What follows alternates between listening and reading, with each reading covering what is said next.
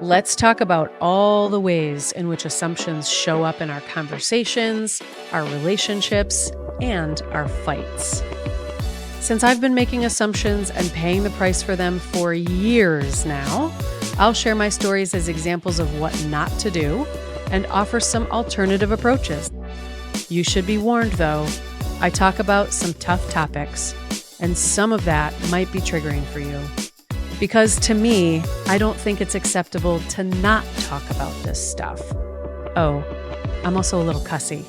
Please take care of yourself as you listen. Make yourself comfortable, grab a snack and a drink, and let's get started. Welcome back to Confessions of a Chronic Assumer. I'm your host, Ellen Patnode, and I am, in fact, a chronic assumer. So today we're going to talk about how assumptions cause projections. This is a slightly more serious topic, and it just shows very real life ways in which assumptions show up and can be damaging, but also extremely dangerous in our everyday lives. So I want to start by sharing a definition with you, because that helps to get us all on the same page. So Lexico defines to project as to transfer or attribute one's own emotion or desire to another person, especially unconsciously. So projections are caused by assumptions, and this shows up in a myriad of ways. Sometimes it's pretty harmless, from things like putting pajamas on baby goats, for example. And sometimes it can be deadly in terms of racial profiling, for example, and then also everywhere in between. So let's start with an easier one. Think about putting clothes or glasses or accessories of any kind on our pets. This is a projection of our emotion onto those animals. I have a kid who talks to our dog regularly and projects her emotions onto the dog. And what about those kids? Maybe not out loud, but do you label your kids in your head? This is especially salient if you have teenagers or preteens. Maybe one is labeled as the easy child. Maybe one is labeled as the difficult child. And if not your own kids, maybe you secretly have labels for other people's kids that you come into regular contact with. On a more serious note, I want you to think about what happens in your gut when you see somebody who presents differently than you do. Whether it's a different race, a different religion on display through jewelry or tattoos or clothing. Maybe it's a same-sex couple holding hands if you're a straight person. What is it that happens in your gut when you see someone who presents and walks through the world differently than you do? What is it that happens to us when we're in these situations? What assumptions are happening in our heads? What stories are we telling ourselves about other people? And then how do we overcome those assumptions and stop projecting our own emotions and desires onto them? A couple of examples. My mother, may she rest in peace, grew up really afraid of a lot of things in the world, came from her own upbringing. She promptly went right ahead and continued that cycle. And as she was raising me and my brother, she projected those fears onto us, mostly onto me. I think because I was also female, but also because she perceived the world to be a much scarier and more dangerous place for a woman than for a man. And so, which she was not wrong about that. But she projected her fears onto me by constantly saying, oh, no, don't do that. Don't take that risk. Don't move there. What are you thinking? You don't want to go there. That's a dangerous person. Because of my nature, my personality, I pushed back. I pushed back against those things. Sometimes I engaged in riskier behavior simply because she told me it was too dangerous and a terrible idea. But still, some of that fear that she projected onto me seeped into my subconscious. It made me fearful in some situations where I just didn't need to be. So the assumptions that she was making was that the world was a dangerous place, that it was something to be feared and to be navigated very carefully, and that remaining comfortable and in very familiar surroundings was absolutely the safest way to live your life. I made some assumptions that I wasn't smart enough to be savvy about this stuff, because I think that inherently was also an assumption she was making.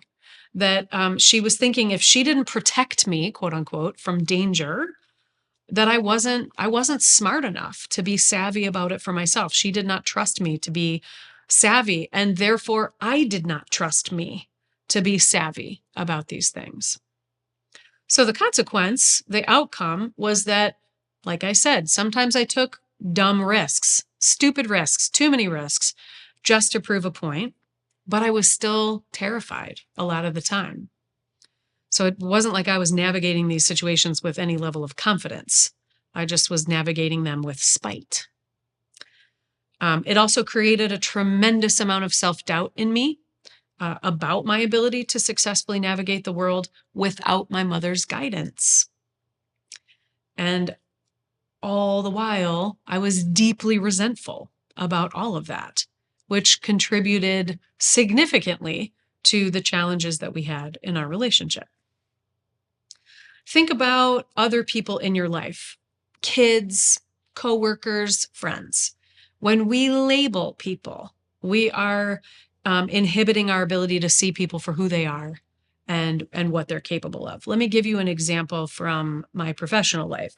There's a manager that I coach who has a coworker that he and everyone else in their office have labeled as a difficult person. She is perceived to be just really difficult. She has done some things that have certainly contributed to getting that label in the first place, right? It's not completely unjustified, but we all do. We all do stupid shit that causes people to label us as difficult, uncooperative, whatever. So, she's human. At the same time, their collective reaction to perceiving that she is difficult, defensive, hard to work with is they just give her a really wide berth. They go around her at every opportunity, even sometimes when they shouldn't. When they do engage, they assume she's going to have the worst possible reaction, and she often does. But when the manager that I'm coaching does engage with her, he goes in assuming and expecting the worst from her, and he projects that onto her. He conveys it in subtle ways as he's interacting with her, and she plays right into it. She gets very defensive and she feels attacked. So there's some assumptions coming from him. One is that she's difficult, she's defensive, she's a terrible worker, and that she's incapable of being a team player. I suspect there are also some assumptions at work within her. I have not met her. It seems to me from everything that he has described that she feels she's got something to prove. And she probably feels pretty insecure about her ability to do her job well. She probably assumes that she's got to defend herself, and that if somebody comes at her with any kind of feedback, request, pointing out an error that she made or asking about something she might have overlooked, immediately her assumption is they're going to figure out that I don't feel like I know what I'm doing, and she reacts accordingly. That's my assumption about how she is feeling, what she's thinking about. I think she also walks around being worried based on a couple things that she's said, assuming she could be fired at any moment. And that also plays into their interactions. I think she also probably assumes and thinks that my client is just mean, that he's just doing this to be mean. Where they are right now is at an impasse. They're unable to have a civil conversation. There was a recent exchange that's still too fresh. But when I was working with him after that last exchange, I said, what do you know about her as a person? Do you know anything about her outside of her role at the company, her time at the company? And he admitted that he knows nothing about her.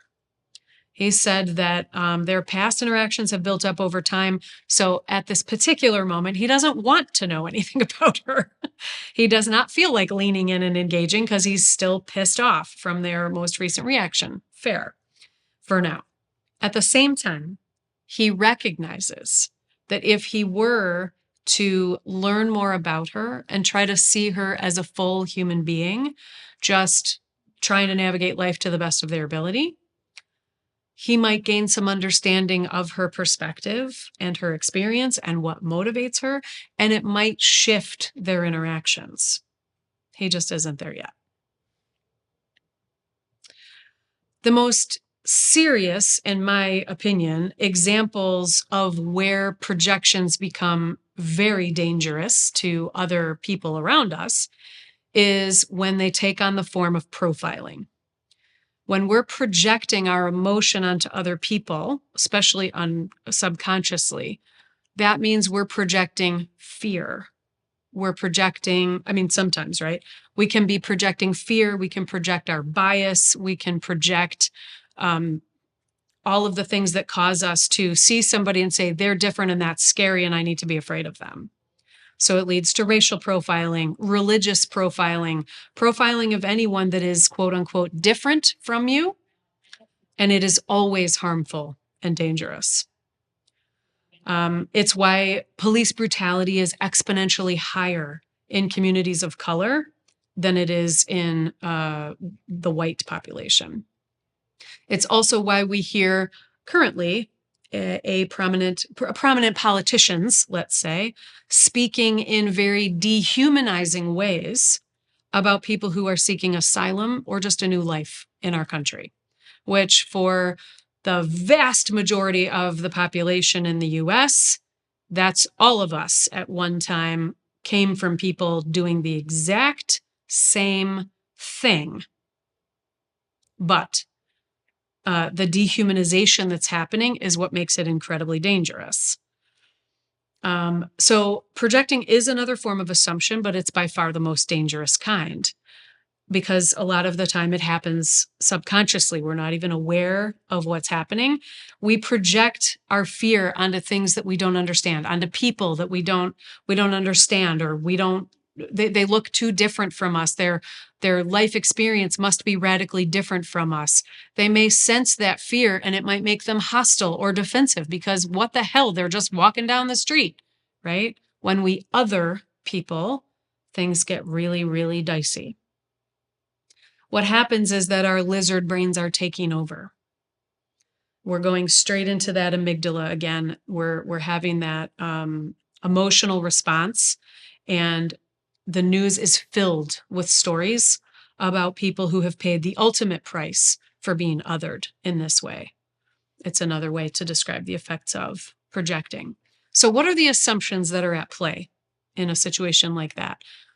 There's an assumption that people who are different from me are dangerous. They're here to take our jobs. They're here to ruin our way of life. They're here to corrupt our children.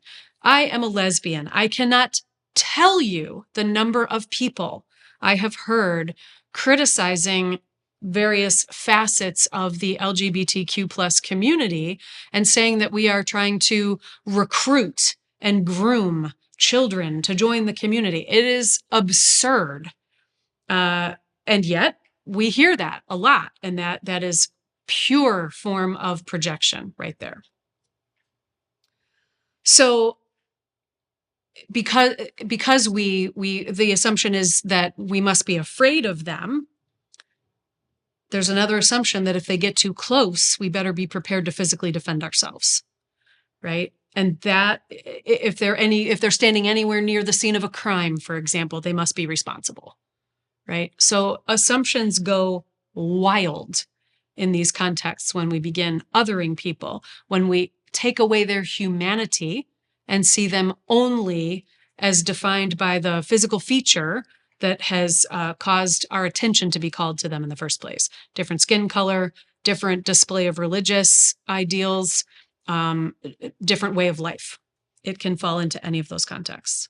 And then the outcomes are the ones that turn deadly and dangerous sometimes. We see We've seen a horrid number of examples in the last several years of vigilante justice, right? People taking the law into their own hands and deciding that they need to put these people who look different from them in check, that they are a threat in some way. So they're going to go ahead and take them down before they have a chance to do it. There are countless names that should be read that have fallen victim to exactly that kind of a situation.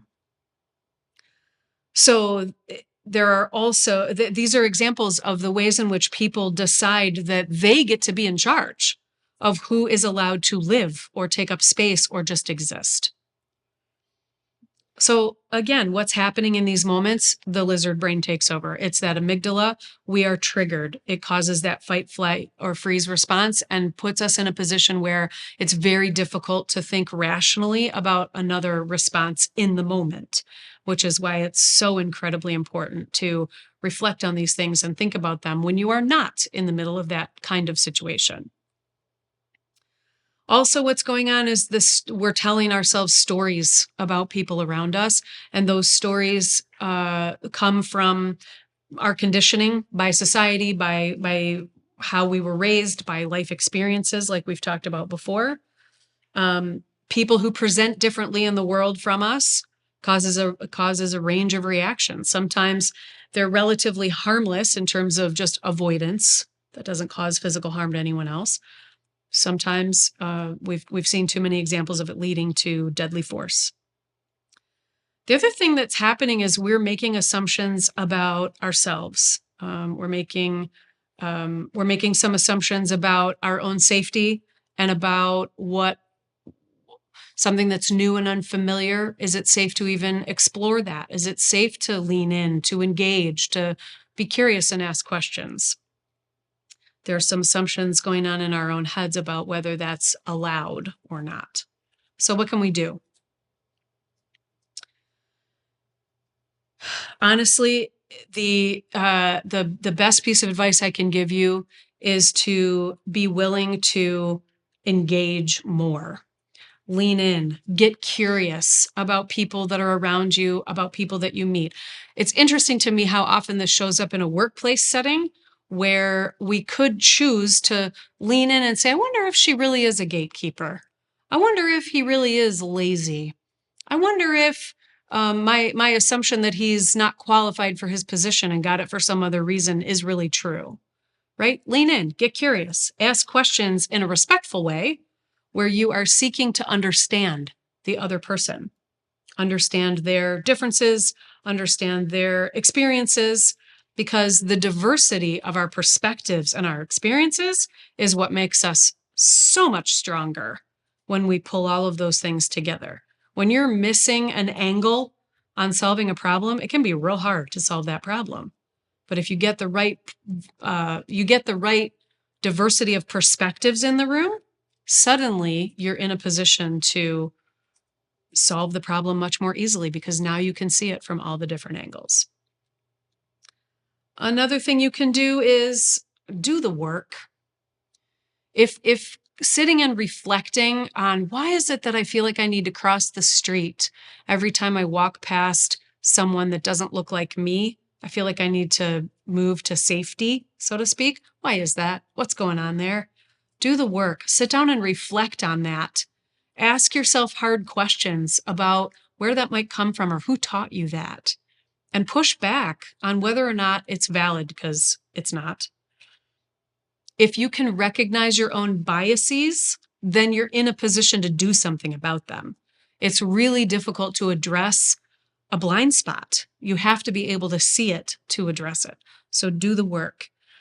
There are loads of ways that you can expand your perspective and your understanding.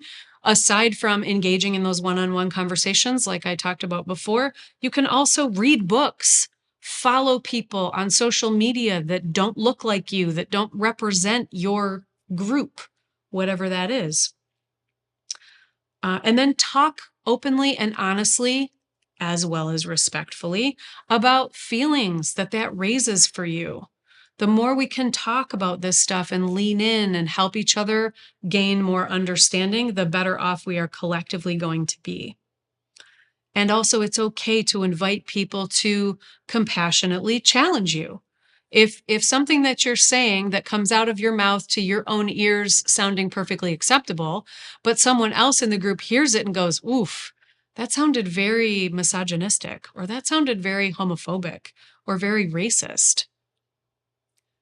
Be willing to hear that. Be willing to understand where that's coming from, why they're having that reaction, so that you can help take some of your own blinders off. If you don't show up for yourself and lean into those conversations, who's going to?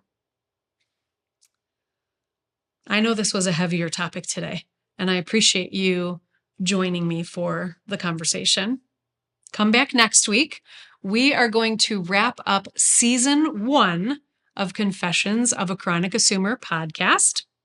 And we're going to talk, it's going to be a slightly different format. We're going to talk a lot about reflection and how assumptions interfere even with that process of whether or not we reflect, how we reflect, what we're reflecting on, etc. It can be a real catch-22 situation, and I want to help you step out of it as we wrap up this season. Until then, connect with me on social media. On LinkedIn, you can find me at Ellen Patnode. On Facebook and Instagram, you can find me at Patnode Coaching.